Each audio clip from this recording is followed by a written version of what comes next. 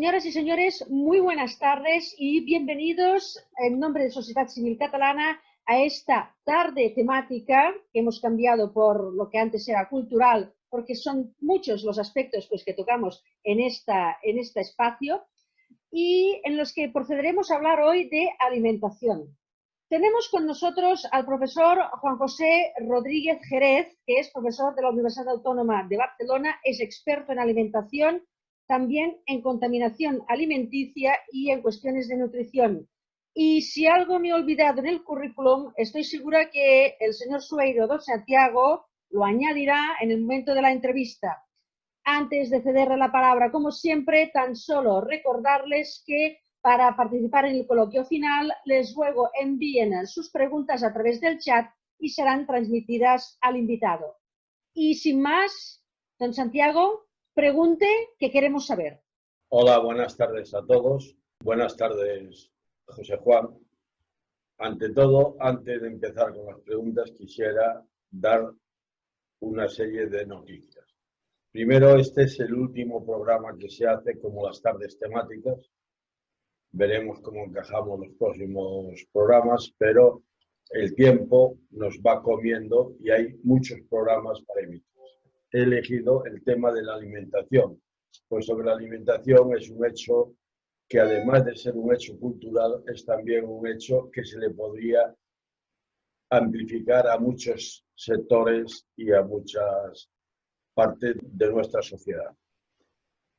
Este hecho es porque hay una serie de restaurantes que siempre me estaban preguntando qué es lo que podían hacer ellos en sus restaurantes para poder bajar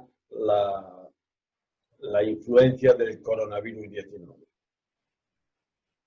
Entre los restaurantes que más me comentaban era un gran amigo que es el de Salamanca, Silvestre, y estaba muy preocupado con este tema y siempre me lo estaba preguntando. Entonces, en un momento determinado le pedí a José Juan Rodríguez que me echara una mano, puesto que yo de estos temas tengo que decir que conozco muy poco. Entonces, buenas tardes, José Juan. Y vamos a empezar con la pregunta del millón, digamos, que es la dieta mediterránea. ¿Cómo puede influir esta dieta en el coronavirus? Pues la dieta mediterránea lo único que es una dieta de referencia. Hay muchísimos estudios de investigación en los que se ha evaluado cómo comen la gente que está sobre todo en el área mediterránea y que siguen una dieta tradicional. Y lo que nos dice la dieta mediterránea, pues que es, digamos, una de las más equilibradas y que consigue además una vida media de la población más prolongada y además con mejor calidad de vida.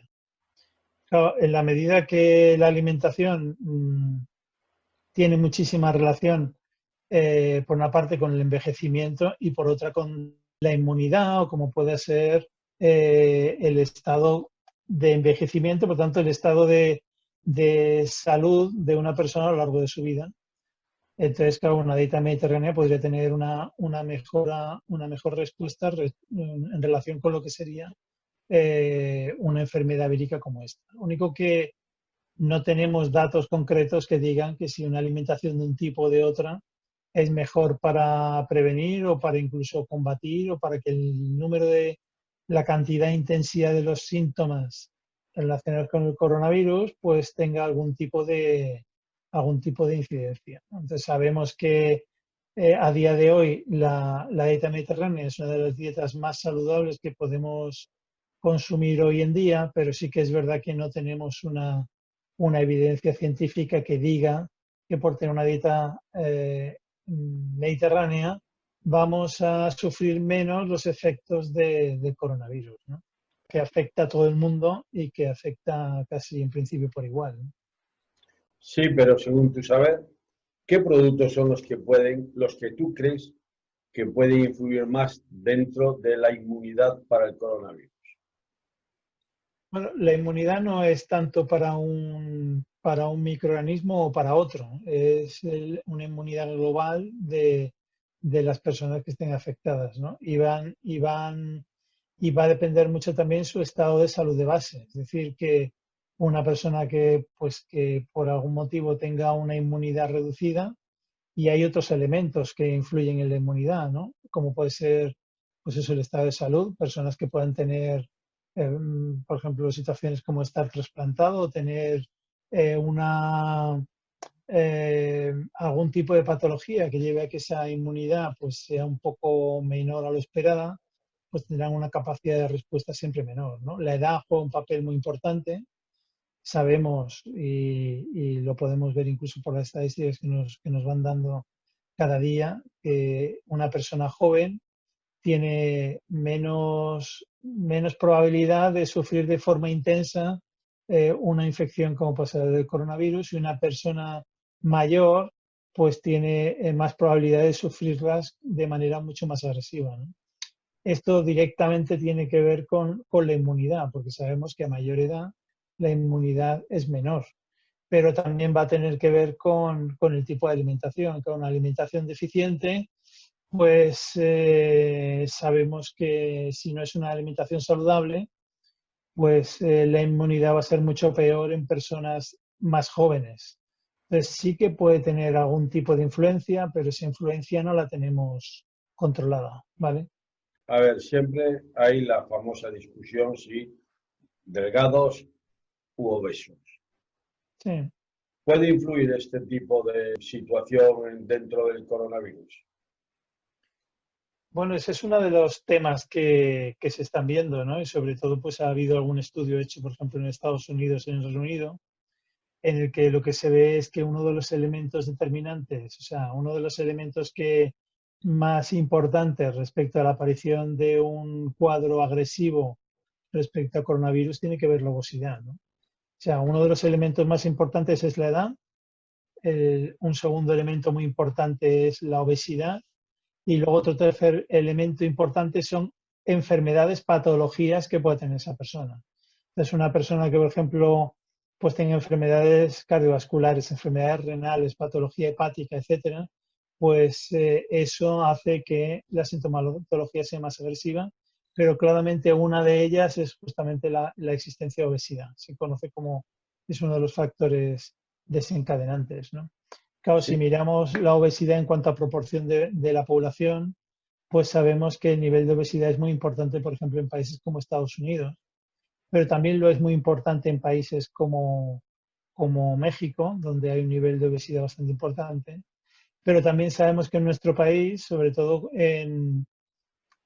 claro, si una persona sigue una dieta, digamos, saludable y próxima a una dieta mediterránea con un peso correcto, pues la posibilidad de desarrollar una infección muy agresiva, pues va a ser menos. Si uno tiene una dieta incorrecta, la probabilidad de tener una crisis pues es mucho mayor, ¿no? Si seguimos una dieta mediterránea, eso es un factor, ¿no? La alimentación, ¿qué alimentación seguimos? Pero un segundo factor determinante es el ejercicio físico. Entonces, hoy en día se relacionan a la vez dos elementos, alimentación y ejercicio físico. Y entonces, claro, el ejercicio físico tiene mucha relación también con cuadros de obesidad. Entonces, una persona que no hace ejercicio y se alimenta mal, pues tiene más probabilidad de que si tiene una infección por coronavirus, pues el síndrome que desarrolle sea mucho más agresivo también, ¿no? Sí, todo el mundo estamos hablando de la dieta mediterránea, pero yo creo que, por lo menos yo, no sé el resto de la gente, que no sabemos muy bien cuáles son los productos centrales de la dieta mediterránea. Todos sabemos que es el aceite de oliva, que tal, pero los productos reales, ¿cuáles son? Los productos reales son los que cualquiera, digamos, que se han consumido en la zona mediterránea a principios del siglo pasado. Claramente eso es dieta mediterránea, ¿no? Y por tanto, por tradición, serían todos aquellos alimentos que se consumían de forma que todos tenemos de alguna manera en la mente, que se han consumido de forma tradicional en nuestro país, y sobre todo porque España es un país que ha mantenido la dieta mediterránea prácticamente en todas las comunidades autónomas desde hace mucho tiempo. Claro, el alimento principal, ¿por qué? a veces también porque nos interesa, porque somos unos grandes productores de aceite de oliva. Entonces, claro, el aceite de oliva lo destacamos siempre porque es la grasa de la dieta mediterránea y es un producto además que se obtiene con escasa manipulación, sobre todo los que son virgen extra o aceite virgen de oliva. Pero claro, también la dieta mediterránea se basa fundamentalmente en un consumo de productos vegetales muy importante y dentro de los productos vegetales hay que destacar lo que son las legumbres. Claramente la legumbre entra dentro de la dieta mediterránea. Vegetales, muchos de ellos, la mayoría de ellos crudos, como son las ensaladas, porque claro, nosotros tenemos una característica que nos gustan mucho las ensaladas vegetales, donde mezclamos vegetales crudos con aceite de oliva, ¿vale? Y esa es una característica bastante interesante, junto con ácidos, porque cuando hacemos una ensalada al aceite de oliva le estamos añadiendo también vinagre, y el vinagre facilita la absorción de otros muchos nutrientes, como puede ser, por ejemplo, el hierro, ¿no? Entonces, el zumo de limón y otros, ¿no? Son mezclas que habitualmente se utilizan. Es pura dieta mediterránea el consumo regular de fruta.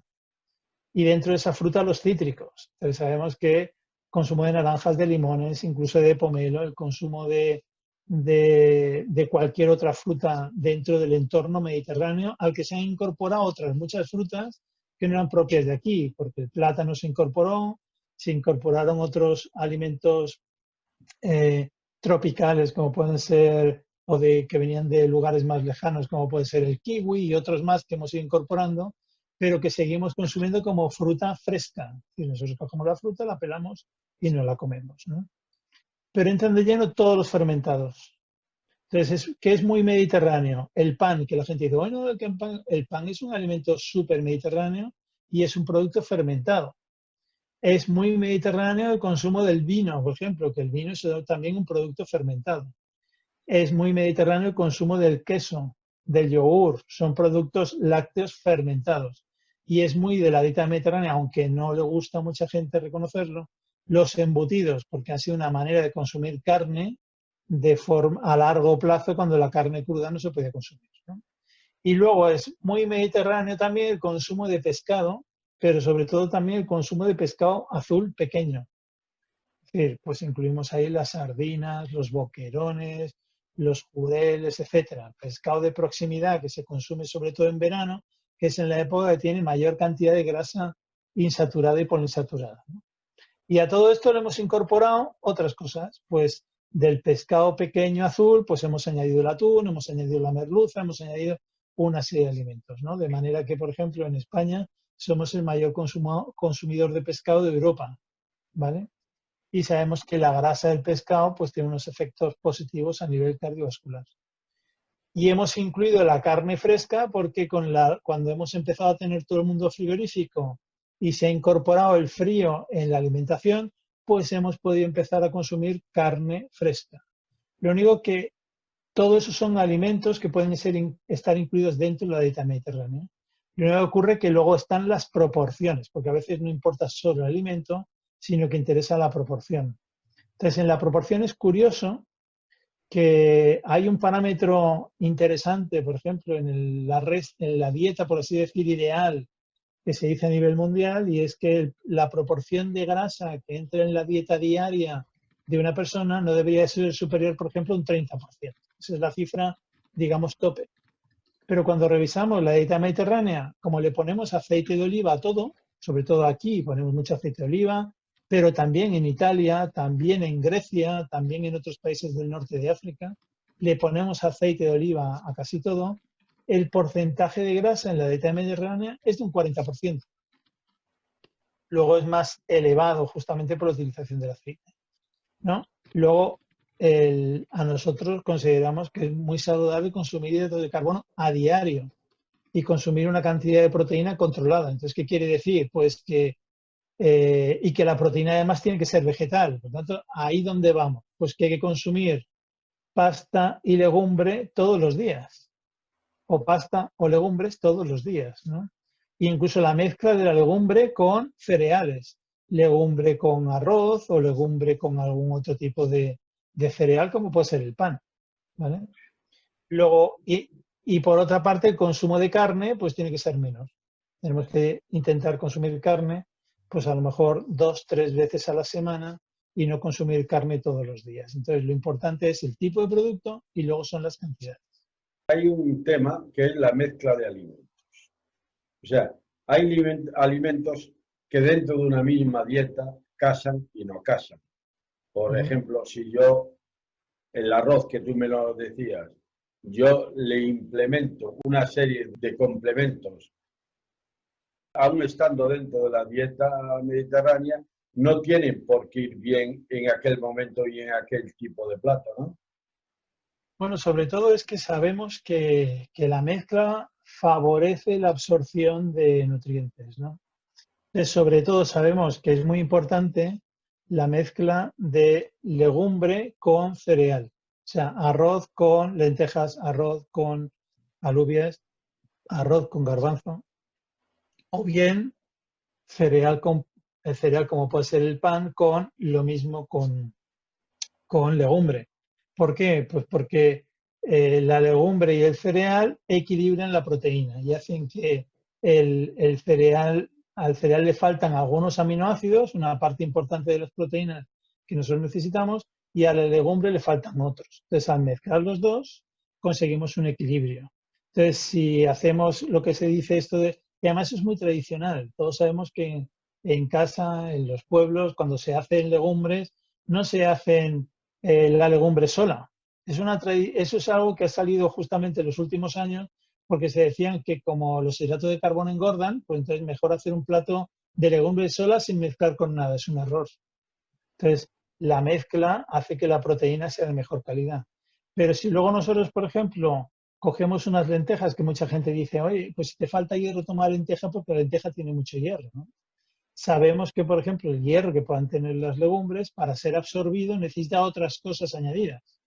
Entonces, necesitamos añadir ácido orgánico. El ácido orgánico, que es el limón o el vinagre, ¿eh? Son productos ácidos que se obtienen, o bien el zumo del limón es un ácido natural incorporado ya por el propio limón, y en el caso del vinagre está formado justamente por fermentación. Entonces, el ácido facilita, sobre todo, la absorción de hierro y de vitaminas. Entonces, eso contribuye. Pero si le añadimos, por ejemplo, un producto que tenga hierro orgánico, el hierro orgánico es un embutido. Chorizo, morcilla, alimentos de este estilo. El hierro que llamamos hemo, es decir, el hierro que va junto con la sangre o junto con la carne, favorece también la absorción del hierro mineral, ¿no? Entonces, la mezcla facilita la absorción de nutrientes, ¿no? Luego hay personas que te dicen, bueno, es que si yo tomo el arroz solo me puede producir gases. Sin embargo, si lo mezclo con alguna otra cosa, ¿vale? Pues entonces esto no me pasa. Claro, son ya mecanismos específicos, sobre todo bacterias que tenemos en el intestino, que pueden facilitar más o menos la absorción de nutrientes, ¿no? Y ya son situaciones que también en algunos casos son particulares, ¿eh? Sí, pero yo he oído que, por ejemplo, y muchas veces en los restaurantes te dan lentejas con arroz. Sí. ¿Esto cómo va? Eso es un plato tradicional. Es una mezcla tradicional que, sobre todo, como decía, cuando había sobre todo la alimentación era pobre, todos sabemos que después de la guerra civil, después de una guerra, que es cuando se ven sobre todo los alimentos, digamos, que son más baratos o más fáciles de conseguir, pues entonces la alimentación se centraba básicamente en el consumo de legumbre. Entonces, claro, ahí que teníamos como legumbre, lentejas, garbanzos y alubias, demás, ¿no? En ese momento la tradición, porque esto viene normalmente de tradición, se sabía que si te tomas la legumbre sola, pues los niños sobre todo y la gente mayor a veces tenían problemas de crecimiento, incluso de envejecimiento, ¿no? Y si se mezclaba con cereales, sobre todo con arroz, pues resulta que la asimilación era mucho mejor y el crecimiento de los niños era mucho mejor. Entonces, por una cuestión de costumbre que se sabía, y esto era una tradición de boca a oreja, es decir, las abuelas se lo decían a sus hijas y las hijas se lo decían a sus hijas a su vez, entonces había una transmisión de las abuelas a las nietas, ¿eh? a través de las madres. Esto se ha perdido hoy en día.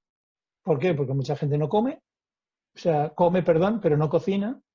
Y el tema de alimentación tradicional se ha ido perdiendo con el tiempo. Entonces, esas cosas se olvidan. ¿Qué ocurre? Que vas a un restaurante con alguien que cocina de forma tradicional y te dirá, pues las lentejas siempre con arroz. Y tú dirás, ¿y eso por qué? A lo mejor el mismo del restaurante dirá, no lo sé, ¿por qué? Pero esto hay que hacerlo así. Se debe a que equilibramos la proteína y evitamos muchas veces una digestión incorrecta, ¿vale? Esto quiere decir que nos está descartando lo que son los guisos de patatas con carne. Todo esto nos los está sacando o no nos lo saca. No es una cuestión de sacar, sino es una cuestión de ponerlo, digamos, en su justa medida. Y hay gente que de repente, por ejemplo, le puede gustar mucho un plato y se lo puede permitir o lo sabe cocinar o se va a un restaurante que se lo hacen y podría decir, pues yo todos los días voy a tomar patatas con carne. ¿Qué ocurre? Pues que la ingesta de carne, la cantidad de carne consumida a lo largo de una semana sería muy alta. Hoy en día, ¿qué sabemos? Sabemos que cuando se consumen más de 100 gramos de carne al día durante muchísimo tiempo o más de 50 gramos de embutido al día durante mucho tiempo, el riesgo de aparición de cáncer de colon se incrementa, ¿vale?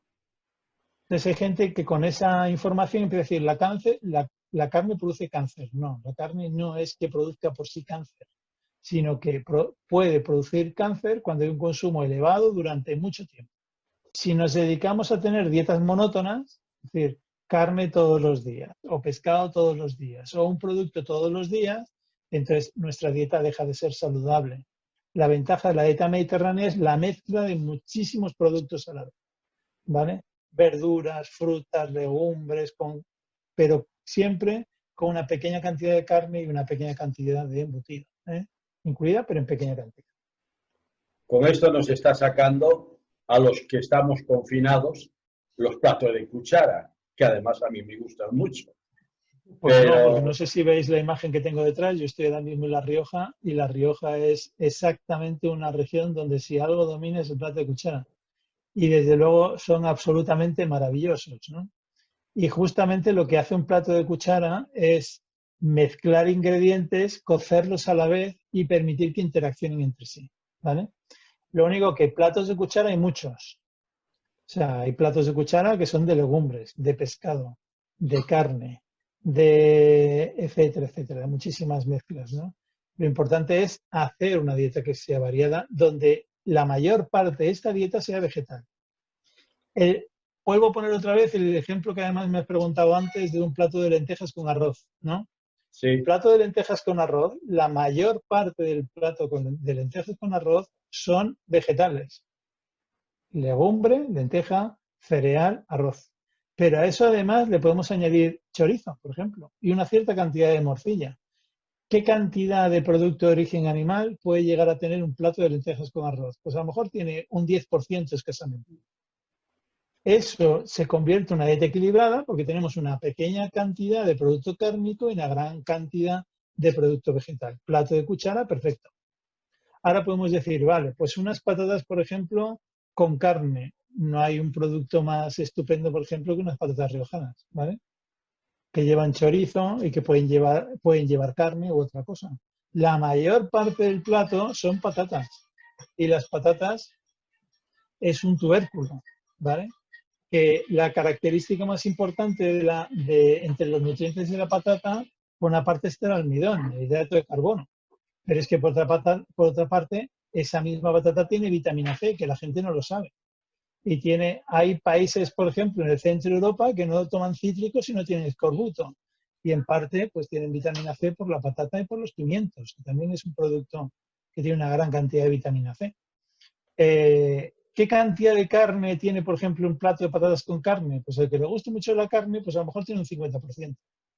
Y al que le gusten más las patatas, pues tendrá un 25%. Nunca la carne se convierte en la parte dominante del plato.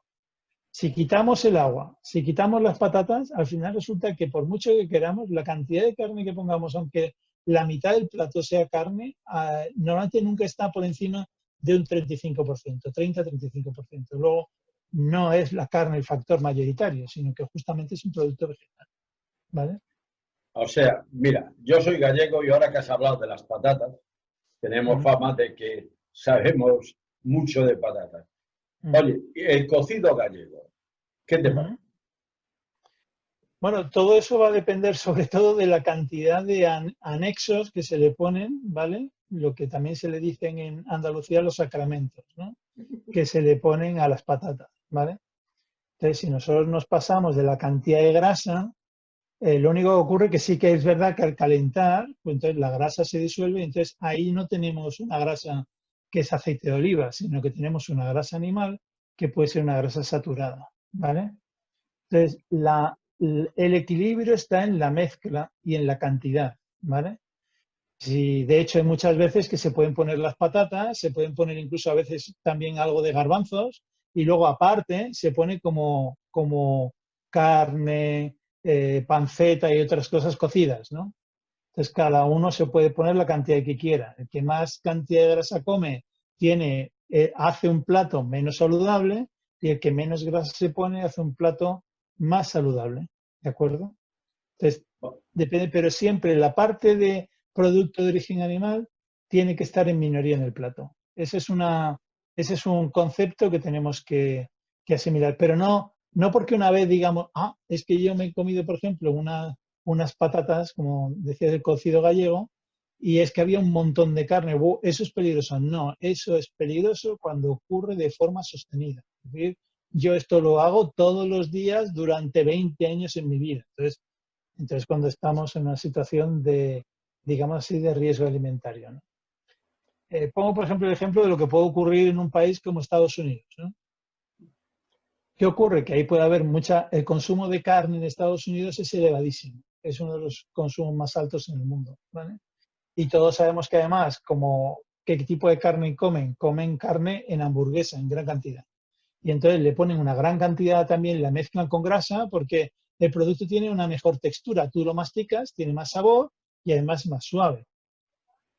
Pero luego no beben agua o no beben vino, sino que son bebidas refrescantes con azúcar.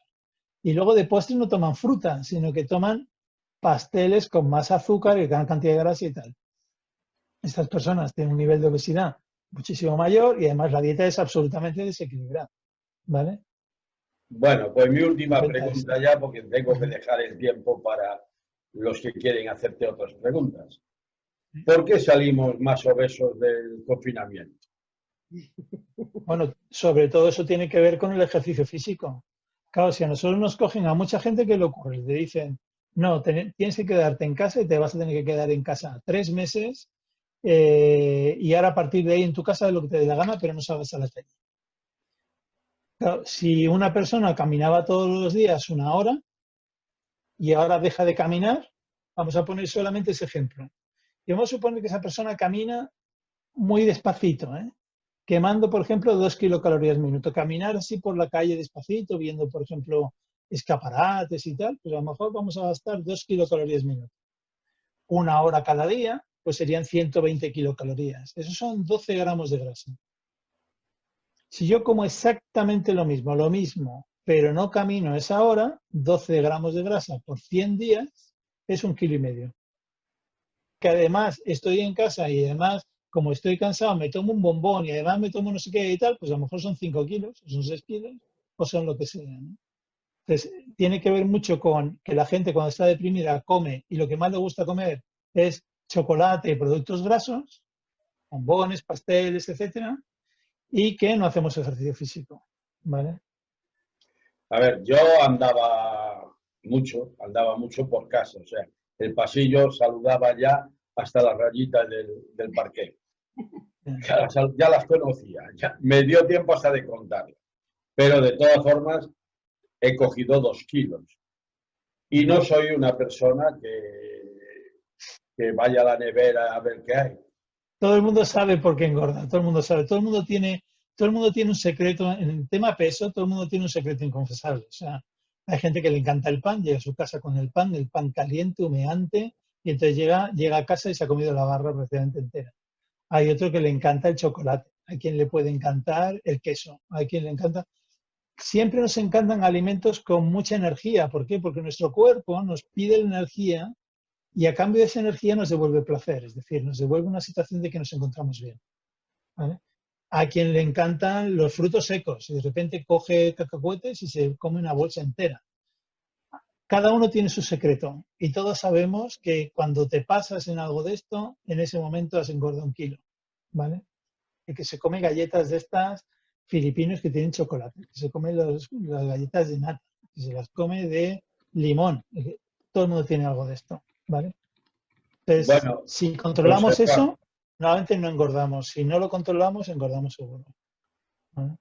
José Juan, mi tiempo se me ha acabado. Muy bien. Entonces ahora te paso otra vez con Marta y te pasará las preguntas que ha habido, sobre todo de Miracle, que veo que ha hecho bastantes. Muy bien. Marta, es tu palabra. Vamos a ello. Muchas gracias, José Juan. Nada, a ti. Un saludo. Pues, igualmente, muchas gracias por su instructiva charla sobre alimentación. Y a veces yo he estado pensando en lo que comas y en lo que comía cuando era pequeña y tal, ¿eh? Y sigo haciendo una dieta bastante equilibrada. Pero tenemos ya alguna pregunta, efectivamente. Miracle le pregunta, ¿las dietas que se ofrecen para no generar grasa siempre eliminan pan, patatas, azúcar y las cantidades limitarlas a 100 gramos por plato? ¿Cuál es su opinión? ¿Qué podemos hacer? Bueno, es que dietas que nos ayuden a perder peso hay un montón, ¿eh? Y no todas ellas necesariamente han de ser saludables, ¿eh? Mucha gente opina que cuando consumimos alimentos que nos ayudan a perder peso, quiere decir que son alimentos saludables porque lo bueno es estar delgado y lo malo es estar gordo, ¿vale? En realidad muchas veces hay muchas dietas que nos ayudan a perder peso y desde luego no son en nada, en absoluto, son saludables. Lo único que nos ayudan a perder peso. Incluso hay dietas que nos ayudan a perder peso y pueden ser incluso tóxicas, como pues yo que sé, hay dietas que se llaman dietas disociadas, es decir, separar alimentos y no mezclar. Hay otras dietas que son dietas hiperproteicas, solo proteína y tal. Y hay gente que se pone, por ejemplo, a tomar dietas de reducción de peso que se basan en consumir proteína en polvo prácticamente con diferentes sabores y te hacen perder peso, pero por ejemplo pues te puede ocasionar incluso problemas de salud que la gente sabe que le va a pasar, ¿no? Pero el objetivo es perder el peso en un periodo corto y luego, pero claro, detrás de la pérdida de peso hay que retomar la dieta saludable. Y cada vez hay menos gente que sigue una dieta mediterránea. Entonces hay que volver a recordar la alimentación que teníamos de pequeños, porque esa era una dieta mediterránea. Y no las dietas, claro, las dietas rápidas, las dietas... claro, las dietas de comer fácil. Yo llego a casa, me preparo no sé qué tal, hago una mezcla, me lo como y ya está, ¿no? Claro, a veces hay que llegar a una sintonía entre lo que es comer deprisa y lo que es comer sano, ¿vale? Entonces, eso de coger y decir prohibir alimentos, yo creo que es, y es una opinión personal, ¿eh? Prohibir alimentos creo que es literalmente un pecado mortal, porque en el momento en que tú a alguien le coges y le prohíbes un alimento, en cuanto sale de una consulta o sale de un nutrólogo o lo que sea, en cuanto le prohíbes algo, sale a la calle y no hace nada más que pensar en eso que le has prohibido, que ahora lo quiere comer, ¿vale? Entonces, son dietas que están dirigidas a perder peso lo más rápido posible, pero no quiere decir que sean saludables, ¿no? Eladio nos pregunta, ¿qué régimen de comidas nos recomienda? Exacto, ¿qué régimen de comidas nos recomienda? El régimen es la dieta mediterránea al final. Entonces, lo que único que ocurre es que, claro, si nosotros ahora cogemos y decimos, vamos a comer, por ejemplo, a la hora de la comida, a mediodía, por ejemplo, legumbres 3 veces al día, 2 veces al día pasta, por ejemplo, ya tenemos 5 días, y vamos a dejar la carne, por ejemplo, para el fin de semana y otro tal. Y en la cena, todas las noches, vamos a tomar básicamente a lo mejor algún tipo de lácteo, como puede ser un yogur o lo que sea, y ensalada. Y vamos a asegurar que entre fruta y verdura 5 al día, es decir, desayuno, comida, merienda, cena y recena, ¿vale? O media mañana. Entonces, claro, ¿esa dieta qué significa? 5, se dice fruta y verdura al día, ¿eh? Entonces, desayuno, comida y cena son 3 piezas, merienda 4 y una nos quedaría de legumbre o verdura, ¿vale? Eso todos los días. Entonces, si nosotros comemos 3 días a la semana legumbre, nos quedan 2 días, por ejemplo, de tomar pasta y ensalada, ¿vale? ¿Dónde se nos queda la carne? Pues la carne se nos queda para tomarla, por ejemplo, por la noche, pues 2 veces a la semana. Y el pescado, pues 1 o 2 veces también a la semana, ¿no? Mezclado con alguna ensalada o con alguna cosa, ¿no? Entonces, ¿qué significa? Gran cantidad de producto vegetal y muy poca cantidad de producto animal. Y luego, si es posible a diario, pues consumir producto fermentado. Yogures, pequeñas cantidades de queso, pequeñas cantidades, porque claro, el queso tampoco pensemos que es una maravilla, aunque queso estándar madurado tiene un 60% de grasa saturada. Entonces, tampoco hay que abusar precisamente por ese tema. Pero también se puede tomar embutido perfectamente o hacer una ensalada, por ejemplo, con embutido, que es una cuestión súper catalana, por ejemplo, dentro de los platos y que puede perfectamente hacerse 2 veces por semana, ¿no? Gran cantidad de producto vegetal y reducir la cantidad de producto de origen animal. No eliminarlo, reducir. Y Mira, luego leche entera todos los días. Y la gente dice que la leche no sirve para nada, que la leche es peligrosa. Entonces, la gente que no toma leche entera, lo que se ve es que al final son deficitarios en vitamina D. Y ser deficitario de vitamina D está relacionado también con tener una inmunidad baja. Lo importante también tomar leche entera a diario, ¿no? muy interesante. Vamos a ver, aprovecho dos preguntas de Miracle. Una es, ¿y los huevos cómo ayudan? Y la otra indica, eso, comer a prisa va en contra de una dieta para adelgazar. ¿Es así? O sea, comer deprisa termina siendo un desastre porque, claro, primero no nos acostumbramos a masticar. Masticar significa dedicarle tiempo a comer. Entonces, si nos sentamos y comemos deprisa y nos vamos, no estamos masticando, por lo tanto, entramos en el estrés en la comida y el estrés en la comida luego tiene otras consecuencias también negativas, ¿no? Y entonces, el comer deprisa nos lleva a que tragamos más que romper. Los dientes lo que tienen que hacer es triturar la comida para que luego sea más fácilmente digerible. Entonces, si lo comemos en trozos, digerimos peor. Y cuando digerimos peor, también hay una relación con que tenemos una menor variedad de microorganismos en nuestro intestino. Entonces, hoy en día, fíjense en una cosa tan interesante como que cuando la variedad de microorganismos en el intestino baja, se incrementa la aparición de depresiones y problemas neurológicos, ¿eh? Entonces, el estrés está muy relacionado también con problemas digestivos, con problemas nerviosos, con problemas de depresión, etcétera, ¿no? Entonces, los desequilibrios en el intestino tienen una relación directa con problemas neurológicos. Luego, comer deprisa no solo nos puede ayudar a adelgazar, sino que nos puede llevar incluso a tener consecuencias bastante negativas en nuestra salud, ¿vale? ¿Y los Me huevos falta un cómo ayudan? tiempo. Y luego, en el caso de los huevos, es un producto de origen animal. Hace unos años se decía que no se podía comer más de un huevo al día porque tenía mucho colesterol. Luego, a nivel de investigación, que hemos visto que ese colesterol no influye demasiado, no influye necesariamente en nuestro colesterol sanguíneo. Entonces se empezó a decir que se pueden comer huevos incluso cada día. Claro, el huevo lo que nos aporta es una proteína de alta calidad y una cierta cantidad de vitamina D, que también es interesante en la dieta, ¿no? Entonces, claro, pues el huevo tiene que entrar en nuestra dieta a equilibrar sobre todo la parte proteica y la parte grasa, ¿no? Entonces, si comemos poco embutido, pues pueden entrar más huevos. Si comemos más embutido, pues entrarán menos huevos. Al final hay que equilibrar la proteína y la grasa. Y es una grasa de origen animal, una proteína de alta calidad, altísima calidad, pero claro, al final la dieta hay que equilibrarla. No podemos comer de todo todos los días, ¿vale? Finalmente, una pregunta por parte de José Luis. De cara a la Sí. Navidad, que se comen tanto turrón, dulces, etcétera, ¿qué precaución y medida debemos tener presente para no engordar? Claro, en Navidad el turrón y esto venía muy bien cuando no había calefacción porque hacía mucho frío, entonces es una manera de conseguir energía rápida, ¿no? Conseguir mucha energía, venía el invierno y eso hacía que te pudieras mantener, ¿no? Hoy en día que tenemos calefacción, que vamos en coche a todos lados y que encima hacemos poco ejercicio, pues no es un producto a consumir de forma masiva. Me pasa que los turrones, por ejemplo, o los productos navideños, tienen un problema fundamental y es que estimulan los centros del placer de nuestro sistema nervioso. ¿Esto qué significa? que se comportan igual que otros productos, como puede ser el alcohol, como pueden ser los productos dulces, pero como puede ser exactamente igual, por ejemplo, la cocaína, como pueden ser otras drogas duras, ¿vale? Entonces, estimulan el centro del placer. Cualquiera que haya consumido, no sé, hay gente que no le gusta en absoluto, por ejemplo, el turrón de Gijona, y a otros les apasiona. Y a otros les apasionan los mazapanes, y a otros les apasionan los polvorones.